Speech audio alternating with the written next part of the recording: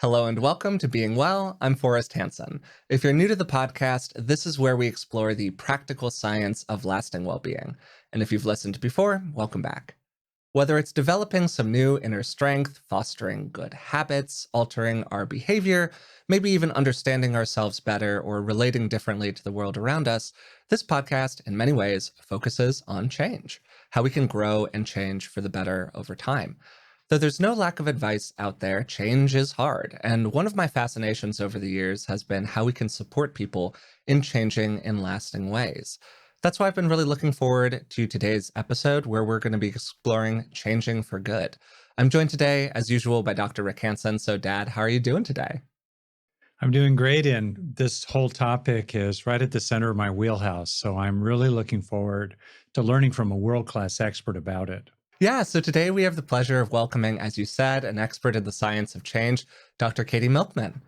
Katy is a professor at the Wharton School of the University of Pennsylvania, and her research explores ways that insights from economics and psychology can be harnessed to change consequential behaviors for good.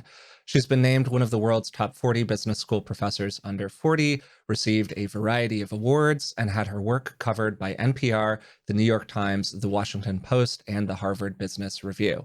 She also co-directs the Behavior Change for Good initiative at the University of Pennsylvania. She's published dozens of articles in leading social science journals and is the author of the best-selling new book, How to Change: The Science of Getting from Where You Are to Where You Want to Be. And she's also the host of the popular podcast Choiceology with Katy Milkman, which explores key lessons from behavioral economics about decision-making. It's also a very well-produced show, and if you like this podcast, you'll probably love that one. So, Katy, thanks for joining us today. How are you? Thank you for having me. I'm great, and I'm really excited to be here. Yeah, I think this is going to be really fun. We were having a pretty good time before we turned on the recording together, so I'm sure we'll just carry that right into it. And I'd like to kind of start here, if you're all right with it, with just a pretty big picture question that I alluded to in the introduction. So, particularly in terms of our out in the world behavior, the day to day choices that people make. We've all had so many moments where we know we're supposed to do something and we just don't do it for whatever reason. Like often people, as you explore in your book, really kind of know what they should be doing, but it's still so hard to change their behavior, particularly in ways that sticks. So why is that? And maybe what can we learn from why it's hard that can help us sort of get better at change? I love that opening question because I think why it's hard is sort of the question we often omit that's most critical to answer if we're going to succeed. And in fact, it's kind of the lesson at the heart of my book and at the heart of my research career is that in order to succeed, we have to understand specifically what's holding us back. And it is different in different situations. And that actually calls for different solutions. We want to match our solution to the obstacle we face rather than trying to use a one size fits all approach, which is what's often done and can often lead us astray. I have written about this in the book by breaking down some of the most common internal barriers to change that I've encountered and seen addressed beautifully by research, sometimes my own research, but often other people's research. And so some of those most common barriers are challenges like the getting started problem, that it's just hard to get over the hump, find the motivation to actually begin. You know you should change, but you keep putting it off. So how do we get started? Another barrier is that we're very impulsive creatures. We are present biased, meaning we overweight the value we get in the moment, underweight the long-term rewards from our behaviors. So if it's not fun, if it's not instantly rewarding, we often don't do things even though we should. So that's another major barrier. And the flip side of that is, of course, procrastination. So because we're present biased, we procrastinate, which can be an obstacle to change. Another, I think, often underappreciated problem is just forgetting. You could call it flake out, but memory we often don't treat as a serious challenge, but it can be because if we just understand ways to ensure that we will recall what to do at the right time, we can overcome a lot of barriers to change. And then I've also written a bit about the challenge of our tendency to take the path of least resistance, that we follow habit and default settings. And so that can actually be a barrier to change, as can self confidence. If we don't believe we can do it, we're unlikely to make much progress. And finally, a really important category of barriers that sort of bridges actually between internal and external, but we have more internal control over this than some others, is peer support. So do we have people around us or who we're paying attention to who are supporting our goals and showing us what's possible, or are they actually holding us back? And so those are the key things I've focused on in my book, and frankly also in a lot of my research. There are others, there are external barriers to change, but those are, I think, the most important internal barriers that we face time and again that can trip us up. I love your focus on individualizing the matching of the change strategy, which is the term you use, to the particular barrier. And you just gave us kind of a survey there. So I wonder if I could be a guinea pig here and and talk about something that I've struggled with over the years, which is regular weight training. Uh, so I'm pretty good on the treadmill, and I've learned on my own to do your, what do you call it, temptation bundling or something. I mixed together Yes. one of my guilty pleasures, which is diving deeply into political Twitter while listening to rock and roll with grinding away uphill on the treadmills. I'm pretty good there. But oh, that weight training, oh, it hurts. It's hard. The whole point is going to exhaust you and, feel the burn, blah, blah. Okay. What could I do? I know rationally that it's good for me, cardiovascular health. My wife likes the looks. Oh, honey, you have muscles finally. Thank you. But me, on any given day, it just seems easier not to do it. And Forrest would say I'm a generally fairly willful person, but this is something I've grappled with. Okay, doc, help me. Help me, Obi-Wan. Help me. Well, it sounds like you think temptation bundling isn't going to be a solution here, and that's sort of trying to make it more fun by linking the chore of doing the weight training with something that you crave, look forward to, and sort of only allowing yourself to do it in that context. Maybe that's not enough of a hook, but that I do want to note is one strategy we can use when we face this kind of a challenge where it's dreaded, it's a chore, but I know I should do it. Well, I'll admit a guilty pleasure because we're taking the, the lid off here. So I find that watching political TV and feeling kind of aggravated by what I'm hearing helps to get me to pump that iron.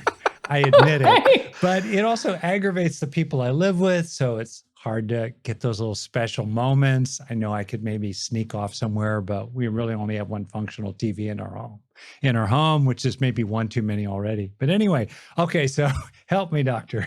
All right. Well, it sounds like you might want to invest in an iPad and you can watch it on that. That's so a good one idea. possibility. That's actually one possibility. That A would personal never occur to me, television. honestly. Okay, so we'll go with that as option one, but let me get to another category of solution that sort of approaches this from a different angle, which is the commitment device, which feels like it could be a useful tool for you here. So we've talked about making it more fun, so it's more instantly gratifying. That's and what you call dread it temptation less. bundling, right? Yes, Okay. yes, temptation bundling. There are other ways to make things more fun, but temptation bundling is the one of literally linking something, doing them simultaneously. The other approach, and that's sort of the carrot approach, right? We're putting a spoonful of sugar on top. We're making it. Now that was a confusing mixed metaphor, the carrot and the sugar, but you get what I mean. We're making it more fun. We're giving a reason to do it. The alternative, of course, is the stick, and that is, can we make it more painful if you don't do it, or more costly? And we're actually really used to it when other people impose penalties on us for misbehaving. Like, right, you'll get a speeding ticket if you drive too fast. You might be tempted to, and it's more fun to go fast, but it's not good for you. And governments will fine you if you do that, or constrain you in some way. But what we often don't think to do when it comes to our own behavior change, but research has shown can be a really powerful tool, is creating similar constraints and fines so that when we're tempted to make bad decisions, we will face consequences. And basically, the price of our vice goes up. So in this case, if you know that you dread weightlifting, but it's really important to do, you could consider creating what's called a commitment contract. You could put money on the line that you will forfeit. Maybe, by the way, you just mentioned that you get angry about politics. So maybe you should plan to forfeit it to a political organization Oh, you hate. no, never. That would motivate me. It would motivate you, right? So choose a hot button topic and pick Oh, your you're working it poison. here. Okay, let me ask you a related question, which goes to my own interest in, neuroscience. It seems to me that one of the difficulties with a lot of good behaviors is that the costs are immediate and concrete, and the benefits are deferred and fuzzy and fairly incremental. And often we are in a situation of sort of diminishing returns on investment, in effect. Like, for example, when we start working out, we tend to get a good benefit early on, but then the relationship between effort and benefit starts fading. So it's harder and harder to stay motivated. And that initial reward, dopamine based, et cetera, as you know, starts getting depleted and it doesn't motivate us as much. And what would you suggest about that? I mean, I myself start thinking in terms of novelty, trying to bring more novelty to the experience, more of a freshness, beginner's mind to it, to get more of that dopamine thing, like, oh, this is the first time I've lifted weights, when actually it's not. But I don't know. Do you have any suggestions about that? Mismatch between costs and benefits, and also diminishing sense of reward over time? Well, absolutely. I think one of the beauties of temptation bundling is that if you link something that's a stimulus that doesn't get old with the activity that might become a bit of a chore and get to be a drudgery, can really help with that exact issue, right? So, for instance, if you only let yourself watch your favorite TV show when you're doing your weights, that TV show is going to be fresh every time, right? If it's a Oh, excellent. political That's a great idea. argument, right? It's every time. Maybe last week they were talking Mhm. about COVID vaccines, and next week they're talking about what's going on in Haiti, and so on, right? So you understand that there's going to be that variety there. Another form of making it fun, by the way, is making something social. So we've done some research showing that if you have two friends sign up to try to exercise more regularly, and they sign up together for a program where they're going to get incentivized for exercise, and you pay them each $1 every time they go to the gym. That actually doesn't work as well as if you pay them each $1 only if they go to the gym together. It's harder to earn that incentive, but they exercise 35% more because, one, they report it's more fun because they're in, they could have figured that out and just gone together, by the way, but they don't have that appreciation without you imposing it on them, and at least in this particular study we conducted. And also they hold each other accountable. So there's more cost associated with not going to the gym when you've committed to go, because now you're letting someone else down, and that's not going to feel great to anyone. So another way, and that creates also some more variety, because every conversation is different with a friend, every interaction is different. So it's sort of a form of temptation bundling. In this case, you're bundling something social with your activity. And so I think that's another way you can do it. And finally, we were talking about commitment devices. Those penalties, they, they might feel old, but they're still going to sting. So I think that also helps. All of those tools should be able to keep the pressure on to do the thing that you really want to do, even as it loses novelty.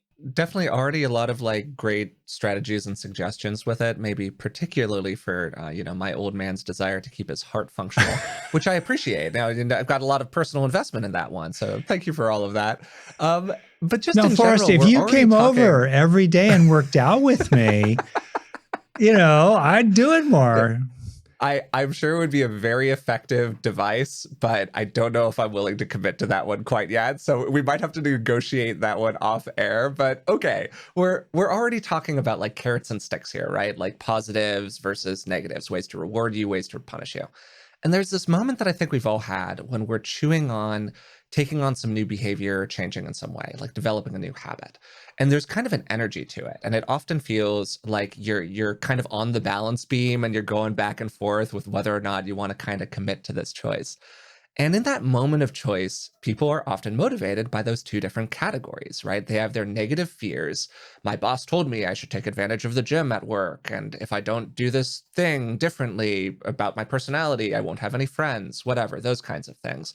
And then there are the positive hopes or aspirations. I'm really excited about developing this new habit. I have a growth mindset, whatever. So, two questions related to this. First, in that kind of moment of initiation, Is there anything in the research that suggests what tends to motivate people to change their behavior more? And then, really importantly, over the longer term, does one of those tend to motivate people to stick with it better? Great. And I love that you broke that down. So Yeah. there's wonderful research by Danny Kahneman and Amos Tversky. Kahneman won the Nobel Prize in part for this work that they did together. Tversky would have shared the Nobel, but he unfortunately had passed away, and they don't award it posthumously on something called prospect theory. So, prospect theory is a model of human behavior that's been robustly supported by data. That it has a number of different predictions, but one of the most important is that we overweight losses relative to gains. So, if I fine you $20, that is more painful than giving you a $20 bonus is delightful. It's the short version of what loss aversion means. What that says and has been borne out by data is if you want to motivate someone, losses are more compelling, more motivating. Fining someone for an equal amount rather than giving them that bonus does propel change more effectively. But you also asked a really great question, which is okay, what about over the long run? You said both what motivates us most in the short term and what is most motivating in the long run.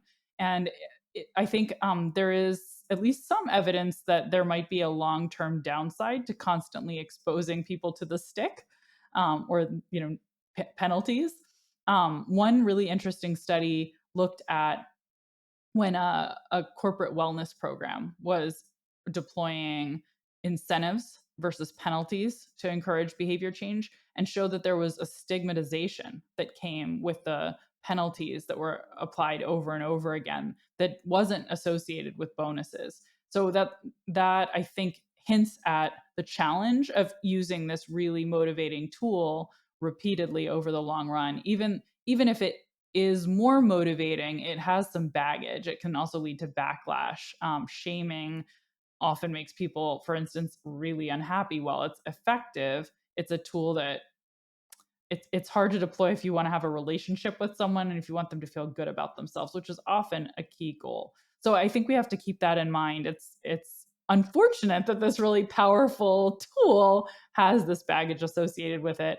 And in general, I think it's not an accident that you tend to see rewards programs at companies and with when there's a customer relationship and so if you're thinking about how to motivate yourself, there's a difference in that you're not going to impose stigma or have a negative relationship with yourself necessarily. So you might be comfortable doing something like using a commitment device and putting money on the line and fining yourself more comfortable than you would be doing that when you're trying to motivate someone else over the long run. On the other hand, if it's going to become a source of stress and strain, you have to also think, is it worth the added motivational benefit? So there's no such thing as a free lunch, I guess is the short answer. So, to make this kind of really concrete, you gave an example in your book that was exactly along these lines, where, and I'm going to fudge the details of this, so feel free to correct me, where essentially a mailer was sent out to prospective voters that was threatening to shame them publicly if they didn't vote by like releasing the rolls of everyone who participated versus didn't participate in this particular election. And what they found was that the more shamed the people were, essentially, the more exposed they were in their not voting, the more successful the effort was, like the more likely they became to vote. But then there was this enormous backlash to it afterward. Like many angry letters were written. And as you say in the book, it's probably not a surprise that people haven't really tried to replicate this study because like the blowback to it was so intense. Is that more or less correct? Yeah, you did a really beautiful job of describing Oh, this. And thank you. I should say, this always surprises people, and I think it's interesting, but it's a matter of public record whether or not you voted, not who you voted for. And so it's very feasible for political candidates to go and check and see, did you vote in this election? Did you vote in this election? And by the way, this is one of the ways that they do targeting when they're trying to figure out who to contact. Are you a likely voter? Is it worth spending money to try to mobilize you? Anyway, that's a whole other fascinating conversation, but it creates this opportunity to send out mailings and let you know here's what your neighbors have done in terms of their voting histories, and to tell you we're going to out you to your neighbors. If you don't vote, they're getting the same mailing. We'll update everyone after this election cycle. And again, it proved super effective to tell people. It was impactful to tell them, just simply, remember to vote. We're watching you and we can check and see if you voted. But it got more and more effective if you added in sort of, here's how everyone in your household votes. Or has voted in the past. Sorry, not who they voted for, but whether they voted. And we're going to update you. So if you were planning to, lie to your kids and tell them you were going to the polls, we'll out you. And then again, it's even more effective if you tell people about their neighbors. They'll be added to their neighbors. So sort of the more you expose them, the more you move their behavior, but they hate it. And so this, I think, is a really clear relationship to that penalty challenge, right? And that stigma and that sticks work, but can we stand to be the one who deploys the sticks? And the challenge with political mobilization is normally, right, it's a candidate who's trying to get you not just to vote, but to vote for them. And so it's no surprise that candidates aren't eager to be the ones encouraging voting in this particular way, because you may vote, but for their opponent. Yeah, no, it's a great point. And I've got kind of one more question about sort of general behavior change approaches and strategies before we start turning the lens a little bit more internally and talking about psychological skills a little bit more. One of the points that you emphasize, not only in the book, but in original research that you've contributed to with this, is that our timing really impacts how likely we are to succeed at behavior change. And this is known as the fresh start effect. So, what is it and why is it really important? Yeah, and I should actually say, the jury is a little bit out on whether how much timing affects success.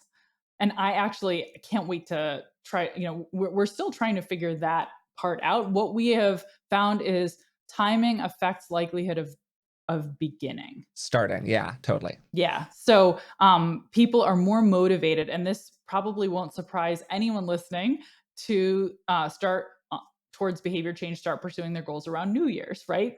We've all heard of New Year's resolutions. About 40% of Americans make them. And that observation led my collaborators, Heng-Chen Dai of UCLA and Jason Reese of Behavioral Eyes, and I to start thinking about whether there were other moments that had similar features to New Year's, we call them now fresh start moments, that give us a similar psychological perspective on what a good time it might be to change. So what seems to be happening with New Year's is we feel like we have turned the page, opened a new chapter in our lives, because we don't think about our lives as a continuum truly. We instead sort of think about our memories are organized in chapters. So if you look back, you can say sort of, these were the college years or the Boston years, and so on. That's how we organize time in our memories. And what it does is it means whenever we feel like we're opening a new chapter, we can say, oh, well, there's this distinction. There's this clear breaking point. And I can say before that, that was the old me. Maybe the old me couldn't do it, but now I'm the new me, and the new me is all over this. So that's a strong reason we think that New Year's resolutions are so attractive. We can sort of relegate, I meant to quit smoking or start weightlifting last year and I didn't, but that was the old me, and the new me is going to be all over it. And we see that people actually are more likely to create change, not only at New Year's, but at other fresh start moments on our calendars that have a sort of similar new beginning feeling, like the start of a new week or a new month. Following holidays that feel like fresh starts. So think more Labor Day and less Valentine's Day, and following birthdays, with the notable exception, one funny data set of 21st birthdays, where we actually saw that had the opposite effect. And I'll just let you think about why 21st birthdays might not. It was a data set where we were looking at when people started going to the gym more frequently. And yeah, every birthday but 21st leads to more gym attendance. 21st leads probably to more attendance at a different venue, I'll say. So I wonder if we could look at situations when people are actually ambivalent about a particular behavior change. They have mixed feelings about it, rather than the bulk of them, as in my case, knowing really deep down that I ought to be pumping that iron, let's say. But imagine someone who's debating whether to start dating again, maybe after a rocky breakup, or a person who's debating whether to stay in their current job, which is okay, but not great, or take a chance on seeking a better job that might be great. They're genuinely ambivalent inside themselves. Do you have any suggestions from your research or what you know about how people can help to establish a kind of fundamental clarity inside, which is sort of like an internal base then from which they can start deploying these change strategies, uh, because deep down they're convinced that, yes, indeed, I should make this change. Yeah, well, in general, I think the research on heuristics and biases suggests we're biased against change. We tend to stick to the status quo. We're creatures of habit. We do something called escalating commitment, where if we have some sunk cost, an investment we've made, even if it's not recoverable, even if it shouldn't be included in our calculus about, what's the best path moving forward, what are the costs and benefits moving forward, you've invested a lot in the job where you're currently working. Okay, so, but that doesn't really affect whether this new job would be better and would make you more excited each day to go to work, but you feel like you're going to lose all that investment. And so that makes you more likely to escalate commitment. So those things are really working against us. And so I think then that raises the question of what can we do to sort of cut the ties how do we de-escalate commitment, which is something I often talk with my Wharton MBA students about in a class I teach on managerial decision making. And the literature on how to cut the ties and sort of cut out escalation of commitment suggests a few things. One is that it can be helpful to talk to outsiders who don't have, for instance, the sunk cost. Having those kinds of conversations and getting advice from people who may not have the attachments, may not be the ones who have to wrestle with your status quo bias, that can be helpful. Then when we make decisions in groups rather than in isolation, we're also less likely to escalate commitment to a current course of action. I think those are a couple of tools that might be useful in thinking about how do we make the best possible decisions. And I just think also learning that in general, we tend to invest in change and under experiment, and that people in research who get a little nudge towards change, there's evidence suggesting they're actually a bit happier in the long run, probably because of this tendency to drag our heels and change too little when we're faced with an opportunity to do so. So maybe those things combined could be useful. That's great. And so, um, going a step further, then thinking about the kind of issues that a lot of people have, which has to do with other people. So, if there are the kind of behaviors that a lot of people would like to develop more of or do less of, either way, it's a change. Uh, it's not so much about lifting weights and stuff like that, or not eating so many cupcakes, but being able to, let's say, assert themselves more with others if they feel inhibited in that way. Or on the other hand, maybe learning how to dial back some of that angry assertiveness that's getting them in trouble at home or work. And so I wondered if you had any particular things you could say about helping people shift interpersonal behaviors. Yeah, it's a really wonderful question. And, I'm going to go back to my uh, sort of favorite way of thinking about change, which is to understand what is the obstacle before trying to give advice. In the cases you just described, like increasing assertiveness or decreasing assertiveness, I fall into the category of needing more of the latter, the decrease rather than the increase, just to self disclose. You know, in those cases, it probably has a bit to do with how you feel in that moment and present bias. I would suspect that both of those tendencies are driven by what makes you most comfortable now and overweighting that relative to what the long-term benefits are to adjusting the way you interact with other people. And so I think the best tools we have for that are sort of how can we make it a more positive experience in the moment to behave in the way that's aligned with your long-term goals. It's hard to think of temptation bundling with assertiveness or vice versa, but there may be social cues that we can ask others to give us that will make it more enjoyable to have an interaction, and we can get social support. So sort of along the lines of doing things with people who we like to make it more fun. And I guess we could use commitment contracts, which would be you trying to increase the price of the vice. So if there are others around us who can help us judge when we've not gone far enough in terms of asserting our opinion or gone too far, we may want to ask them to be referees and put money in the line, put stakes in the ground to help make it more feel like a game, which could make it a bit more fun and also create some accountability. So I think we usually think of using those tools for more objective behavior change, like, I want to quit smoking or I want to save more money, but there's no reason they couldn't also be applied to help us improve interpersonal relationships and interpersonal actions. It's a little bit trickier to think about exactly how you'll measure it, but with a little bit of creativity, I think it's possible. So in Rick's question, we're kind of already starting to turn from uh, habits or things people want to change that are like very clear behavioral out in the world stuff to things that are starting to get a little fuzzier in terms of like the behaviorism aspect of them. And particularly, of course, on the podcast, we talk a lot about internal psychological skills, things like being more compassionate toward ourselves or towards other people. And maybe there's an element there in terms of our interpersonal relationships that Rick was already talking about in terms of like increasing assertiveness or reducing assertiveness. And in the book, you actually already kind of start to lean into this a little bit, particularly in the chapter on confidence, which was, unsurprisingly, one of my favorite ones. And one of the things that you really talk about in that chapter is you talk about basically the placebo effect, but more importantly, how we think about something affects how it is. And so we can start changing how we look at something in order to kind of change our behavior around it.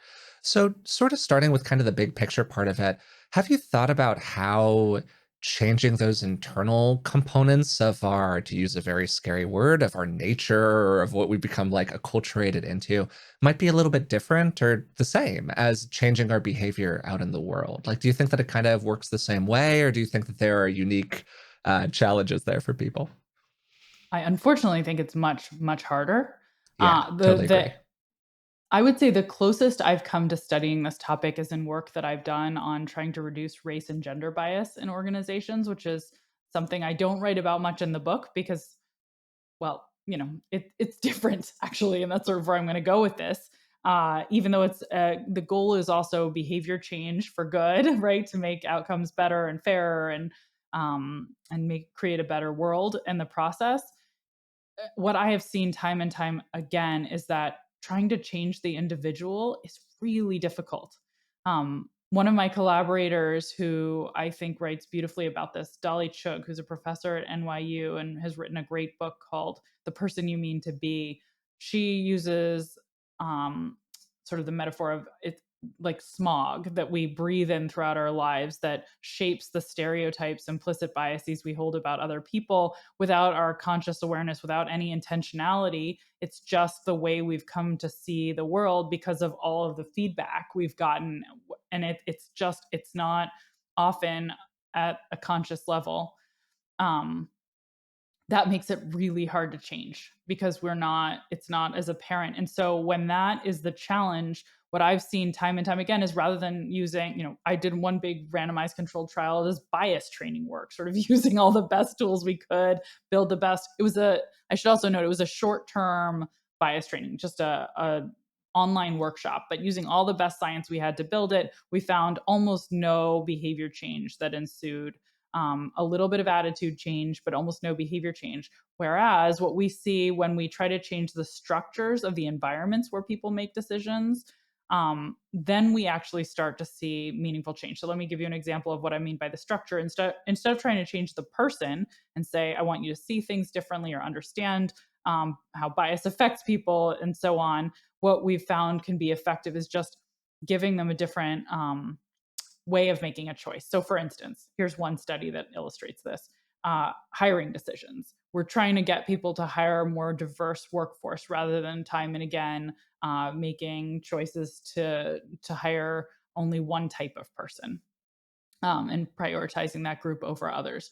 If we give you the opportunity to hire 5 new employees and each time you get a set of candidates for that job, if those hires are made separately, 5 separate hires with 5 separate pools of candidates, you end up with a lot less diversity than if you hire all 5 people at the same time, each still from the same individual pool. But now you're seeing a set and you can actually concentrate. Oh my goodness, this they all look alike. I want diversity, right? So the structure of the choice helps change the way that you behave.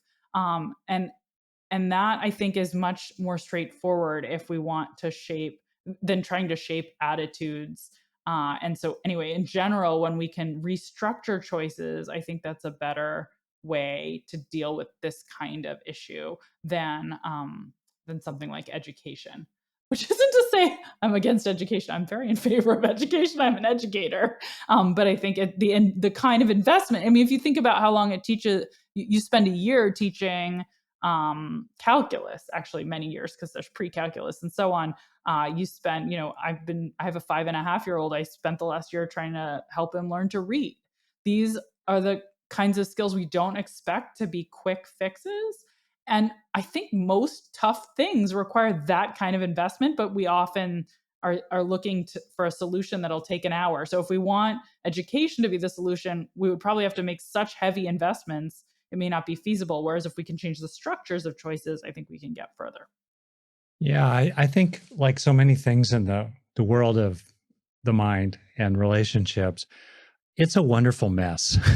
And that's one thing that keeps me drawing me back to it rather than the boring, simple world of quantum mechanics or something like that. But anyway, Do you know that I'm married to a physicist? no, I didn't.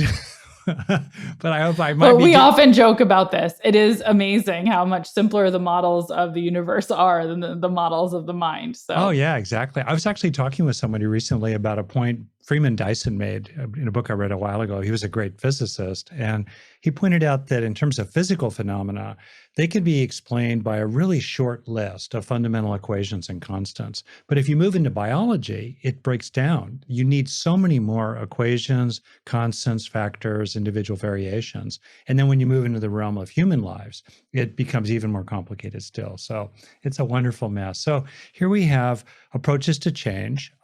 We could make distinctions perhaps top down, bottom up, outside in, inside out, and so forth.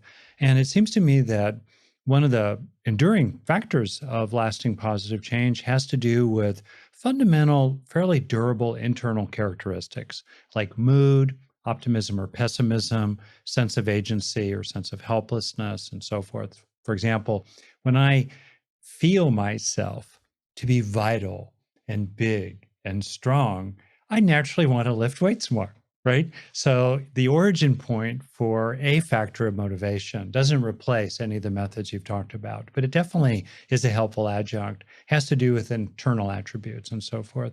So I've been very interested in applying the strategies in your book to the general territory of growing stable, lasting, valuable internal personal attributes of various kinds. And it seems to me that one of the opportunities is to generalize from particular applications of change strategies to developing more general shifts in things like a sense of efficacy, an approach orientation, a growth mindset, or positive mood. So I wondered how you help people take particular episodes of the successful application of a change strategy and then use those particular episodes for broader social, emotional, somatic learning inside themselves that helps them develop these general qualities of things like a sense of efficacy or a growth mindset. yeah, it's a fantastic question. And I think um, one of the really interesting and challenging things about humans is that we tend to be really bad at transporting knowledge or learning from one setting to another. It's called analogical reasoning, which is, anyway, like you learn a principle in one setting, and you can, if you see other problems that resemble that very same one, you can sort of turn the crank and apply. But now you have to take an insight from one part of life to another, and like everything falls apart. Is sort of the general finding. So I think this is a really big challenge, and it again takes me back to sort of thinking about structurally what is it that we need to change rather than inside the person. I think when I wrote about this in my book, I leaned heavily on social forces as a tool for changing both mindset and confidence and outcomes generally. And I think one of the reasons that I leaned so heavily on social forces is they essentially are an external structure that you can build that supports more sort of constant feedback as opposed to a one and done quick fix, which I think is just rarely going to work when it comes to something this tricky as self-confidence. So let me dive into like a couple of my favorite tools rather than just speaking in abstractions. One of those social supports that I've seen in research by actually Lauren Eskridge Winkler, who's a brilliant psychologist at um, Kellogg School at the Northwestern University. She had this insight that often when we see somebody who's struggling, our instinct is to just give them a bunch of advice on how they can improve themselves. We say, "Oh, well, they're having a tough time. They need to put my arm around them and give them some words of wisdom." But she realized that might be demotivating in that it's going to make people feel like you think they must not have any clue what to do. And your 2 minutes of introspection about this problem are going to somehow, be enough to help them overcome whatever major challenge they've been fighting against for a long time. She noticed that actually a lot of people struggling, if you ask them what might improve their own outcomes, have a pretty good idea and can give you thoughtful answers, but they may not have bothered to really deeply think about this because maybe they never had the confidence that they could make any progress. And maybe no one ever actually gave them real motivation to introspect about it. So she thought maybe we should sort of flip our standard strategy on its head. Instead of giving people advice when they're struggling, what if we put them in the position of advice giver, thereby showing them that we respect their intellect, that we think they have potential, boosting their self confidence, leading them to introspect in ways they might not otherwise, and to dredge up insights that they then give to other people. And then if they say it to someone else, it's going to feel hypocritical not to follow the advice themselves. And so she's done a bunch of really creative experiments. I got to be involved in one of them, showing that when we put people in the position of advice giver, it improves their own outcomes. So, and when you become a mentor or a teacher or a sponsor to someone else, there's this huge added benefit that it can boost your confidence, change your mindset about what you're capable of. And I think that's one tactic. And there are other social tactics we can use, right? The people we surround ourselves with, who we spend our time with, show us what is possible, build our confidence in what's possible, because we can see if they're similar to us and it's not such a stretch to imagine, well, they did it, maybe I can do it too. So I think trying to think about different forms of social feedback that can generate confidence, changes in mindset, because especially they're going to be self-perpetuating, maybe the most potent way to deal with this rather than just sort of trying to talk ourselves through it or learn something different. If we create that kind of social support, it's likely to be more valuable. One of the things that you mentioned kind of along the lines of this topic in the book is that you can track most anything. You can even track something like how virtuous you are on a day-to-day basis. And that's, I think, close to a direct quote if I'm getting it right. And so if we're talking about these kind of like durable personality characteristics that Rick was mentioning before, if somebody has a desire to become more extroverted or be more of a certain different kind of way out in the world, you can maybe get more of a maybe that's one way to take a look at that. Maybe it's something that you can track. You can look back over the day, you can journal around it or whatever. And then you can use a lot of the practices that Rick has developed over 30 some odd years in terms of the internalization of these experiences. You read it back to yourself, you have an opportunity to feel really good about it, all that good, juicy stuff. So maybe that's another way to kind of like tackle some of these questions.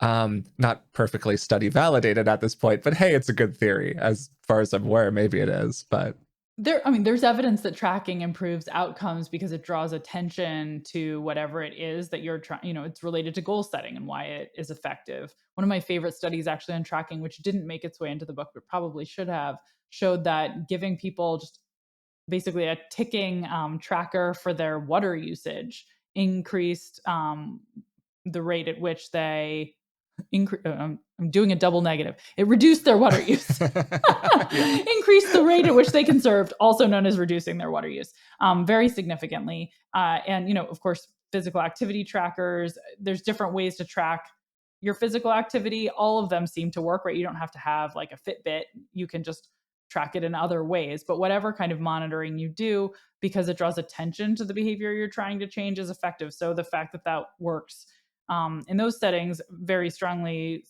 supports the idea that Ben Franklin, who by the way was the one who I think first, at least famously, tracked his virtues, was probably onto something. But there's no reason to think it would work differently for virtue tracking than for water use tracking or step tracking. Yeah, to give sort of a little like personal anecdote around them, I use an app. They're, I'm just naming them because I like the app. It's called Dailyo. It's a little mood tracker. You just like on a day-to-day basis, you can track your mood. And when I was going through kind of like a slightly funkier mood period for a minute a couple of years ago, I downloaded the app, I started tracking it, and I started just being able to see what tends to lead to the happier days versus the less happy days. I'm a data-driven guy.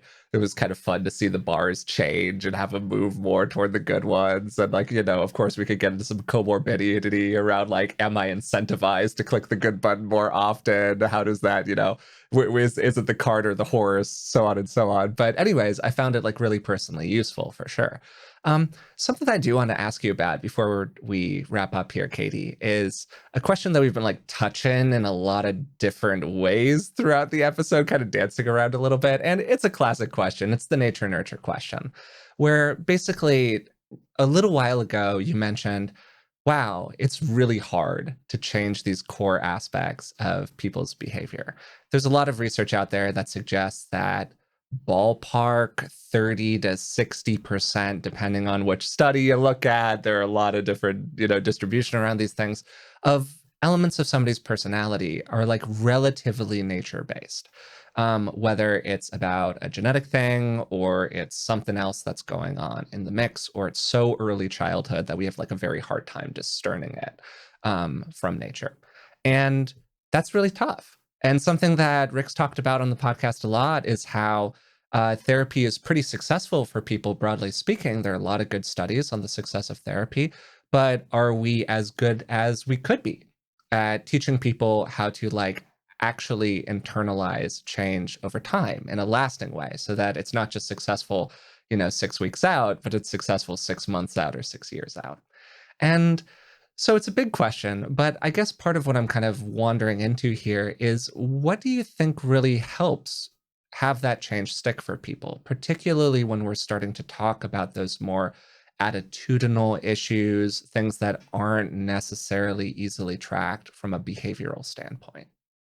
Yeah, it's a great question. And I should also note that I have zero training in personality psychology. My background is as an engineer and then in sort of economics. And I came to psychology late, but I've learned a tiny bit about this in recent years from hanging around Angela Duckworth, who's a frequent collaborator and friend and has studied traits and nature versus nurture to some degree. And I love that you said 30 to 60% because I think I've heard her literally say the same thing. Like everything in life is 30, somewhere between 30 and 60% nature. And the rest, a third to 2/3, who knows? Yeah. And the rest nurture. Like that's just everything. Like there's nothing that isn't like that. Like, your predilection for green vegetables, how fast you scream at someone, it's like 30 to 60%. Another, by the way, really interesting thing she observed to me that I didn't realize is that we're not, when you're trying to look at individual differences in a trait like self-control, which I think is super relevant to behavior change and a lot of these attitudinal features, we're almost as different from ourselves across domains as we are from other people. And I think that's another really interesting feature of human nature is that these things that we think of, like I'm really self-controlled when it comes to my work, but I'm not very self-controlled when it comes to yelling at my son. Like I have no trouble making sure I get all the things done this week that are on my to-do list, but like holding my temper, when he's driving me nuts, I can't do it very well. So anyway, I think that's another really interesting thing to note. Okay, so I went a little off topic. You're interested No, I think that was actually like a really great like thing my to brain emphasize. went there. Yeah. Just in terms of that point that even these personality characteristics or behavior characteristics that we think of as being consistent and durable inside of a person may not be across domains. So just because we're like a very type A personality in one environment does not mean that we lean that way in these other environments, or maybe we over lean that way in these other environments, to maybe use your example. To our detriment. Yeah, totally. Yes. But go ahead. So in terms of durable behavior change, as I sort of relate in the book, I spent maybe a decade looking for the holy grail and convinced that there must be tools that were sort of this, if you just applied them temporarily, they would change us forevermore. And after a while, after a lot of failure and a really great conversation with a doctor, um, not a psychologist, a medical doctor, I came to see his point of view, and his point of view was that we shouldn't actually expect behavior change to be sort of a one and done, and that there's two kinds of medical treatments we give for physical disease, right? There's the chronic condition that you're diagnosed with, where we learn you're diabetic. We don't give you insulin for a month, take you off it, and expect you to be cured. And then, of course, there's the temporary condition, sort of like, here's a rash, here's some ointment for it, come back in a week, it'll be gone. Those are the two. If those are the two types of medical conditions, then when we think about behavior change, we've constantly been looking for the ointment, the quick fix. And probably we should be thinking of most behavior change as more akin to a chronic disease, in that the kinds of challenges that prevent us from achieving our goals and successfully changing, and things that we've been talking about in this conversation, things like, tendency to be impulsive, present biased, the tendency to um, fall back on habits, the tendency to lack the motivation we might need to sort of get started. Those things don't really go away if you address them once. They're just part of human nature. And so if we think more about any kind of change journey as one that is going to require a constant attention to whatever obstacles might come up, as opposed to a quick fix type of journey, then we're probably going to do a lot better at change. And I think that's true when it comes to the kind of change I've typically studied, which is, how do we get people to make better financial decisions that are going to set them up for successful retirement? How are we going to get people to make healthier choices about what they eat and whether they're physically active and so on? How do we get students to study harder so that they'll get better grades in school? I think it's going to very clearly apply to those kinds of choices. But as we just discussed, there's no reason to think that the internal challenges we face around building our confidence, becoming more assertive or less assertive, depending on what our needs are, changing a personality trait to be more extroverted. I don't see any reason to expect that would be terribly different. But I'm really curious what you think about that diagnosis. If you agree that thinking about these as chronic challenges that we're going to want to attend to continuously, rather than expect a sort of a light switch result, is right, you think, in that domain. I think what you've said about individuals in individual domains needing individual strategies is really, really right. And there's a lot of variation. And I guess I'm in the psychology change business, have been for a long, long time, starting with changing myself in pretty far-reaching ways, going back to being pretty young. And I've seen, on the one hand, many people who don't change very much. And I have to say that much of the time, I also observe a lack of effort, and they go together. So I think your point is correct in some sense, that a lot of the time we need more of a treatment than a cure. If a cure is a one-time fix, as it were, we have to hang in there with it, on the one hand. On the other hand, I do think, and you would know better than me, I've been told this comes from Peter Drucker, the 4 stages of learning: unconscious incompetence, conscious incompetence, conscious competence, and then unconscious competence, when we truly have made the change. And a variation of that, it comes from Nagarjuna, a great, Nagarjuna, Milarepa, there we go, Milarepa, a great Tibetan teacher, who said regarding his life, in the beginning, nothing came; in the middle, nothing stayed; in the end, nothing left. So he had moved into that 4th stage from Drucker of unconscious competence. So I'm pretty hopeful that that 4th stage is actually possible. That I know a number of people who've turned a corner and they never got bothered by that thing again, or they never did that thing again, or they never drank again and it wasn't that hard, or they maintained a fundamental practice of exercise and they could really stick with it. I've known people like that, and I think that it's really worth studying them. How do they actually do it, right? Those particular people. And I do think at the heart of it, they find a way to relate the behavioral change to some kind of enduring internal change that feels good to them. And then they generalize from there. What do you think about that? I think the closest thing to what you're describing that I've seen in the literature on behavior changes, habit, and the fact that we truly can practice a habit effortfully for a time, build a skill, and then it becomes automatic, and there's not an effortful need anymore.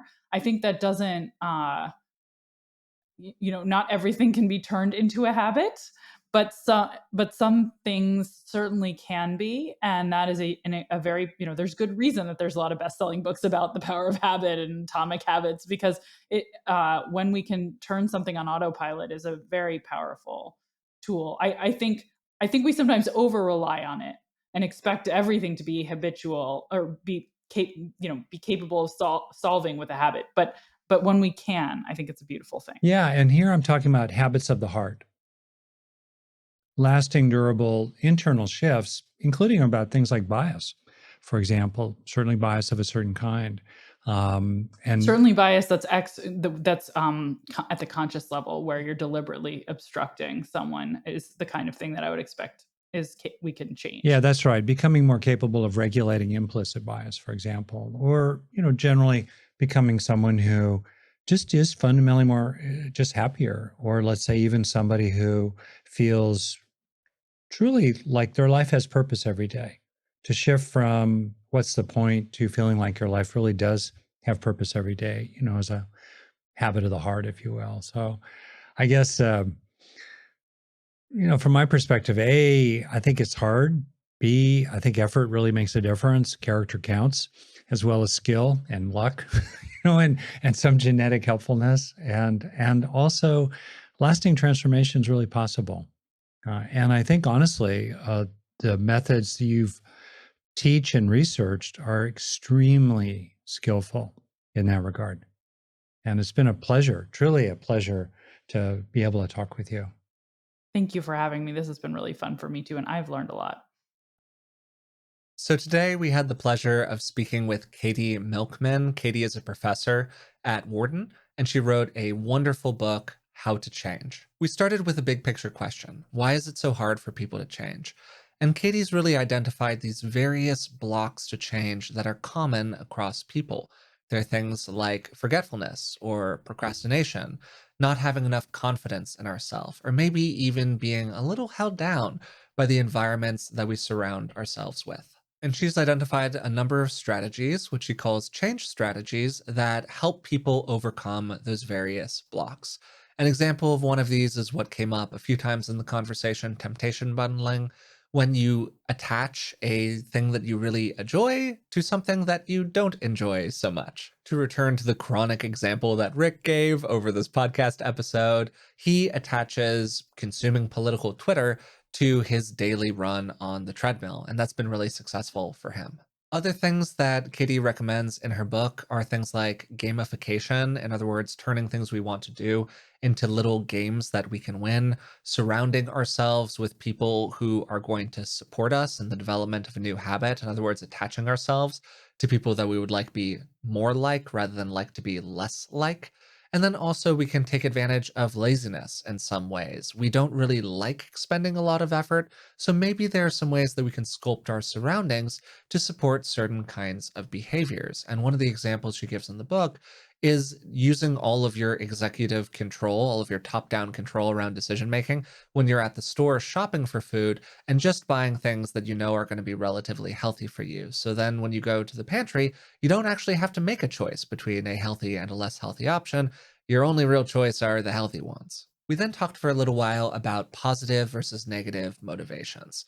When people are beginning a new behavior, they're often motivated by one of two things, either kind of positive ends, like having a growth mindset and wanting to be a better person for those reasons, or negative ends. They're afraid of some punishment, some bad thing in the future that might occur to them. And Katy drew a really interesting distinction. A lot of the times, what has been found in the research is that those negative motivations tend to inspire people to make a change, but they're not necessarily as sustainable long term as the positive motivations. And this really actually kind of cued in my reading of it, to something that Rick was saying later when we talked about changing internal durable traits. How Rick said in his experience working with people in therapy, the people who really changed their behavior out in the world also changed some deep aspect of themselves, and much of the motivations there were positive.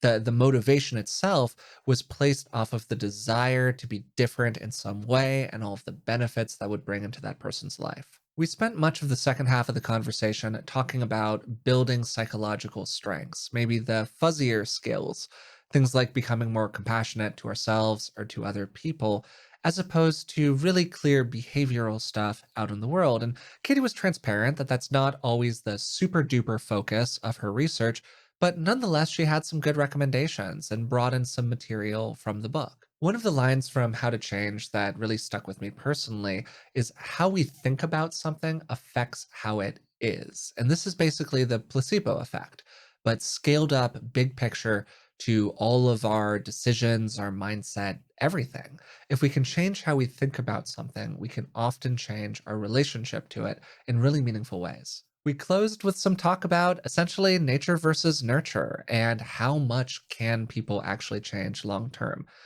Katie, I don't want to put words in her mouth, but maybe was a little bit more skeptical about durable change inside of a person than Rick was.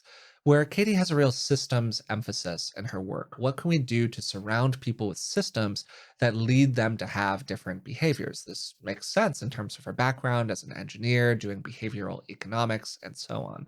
Whereas Rick, as a therapist, has a little bit more of maybe that internal locus of control, to throw out some lingo. He really believes that people can change their traits in very durable ways over time, and that often there are people who are really successful in that. And we can look to those people as examples of what might actually be possible for us over time. I'd like to close just by saying that I really enjoyed talking with Katie on this podcast episode. It was a ton of fun. She was a phenomenal guest. And the reason that it probably felt like I had done a lot of reading on the book was because I had done a lot of reading on the book. It was a great book. I was very happy to read it.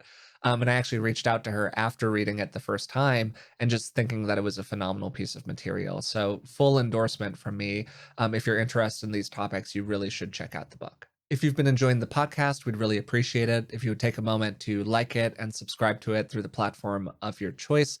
It really does help us out. If you'd like to support us in other ways, you can find us on Patreon. It's patreon.com/beingwellpodcast. And for the cost of just a couple cups of coffee a month, you can support the show and you'll receive a bunch of bonuses in return. Also, if you've been enjoying the content that we share here, but you'd really like to do more of a deep, focused dive into Rick's work, he has a bunch of courses and programs available online. And listeners of the podcast can get 25% off any of those offerings by going to his courses page, going to the checkout, and entering the code beingwell25. More than anything, thanks for listening to the podcast. It's the absolute best way that you can support our work. It has been so gratifying for me personally to watch the podcast grow over time. And I'm just honestly really touched that after however many years it's been here, 3 or 4 years, people are still tuning in and listening to us every week, which is just totally crazy to me, to be honest. And it's been so great to develop such a awesome base of listeners who really care about this stuff. So until next time, thanks for listening.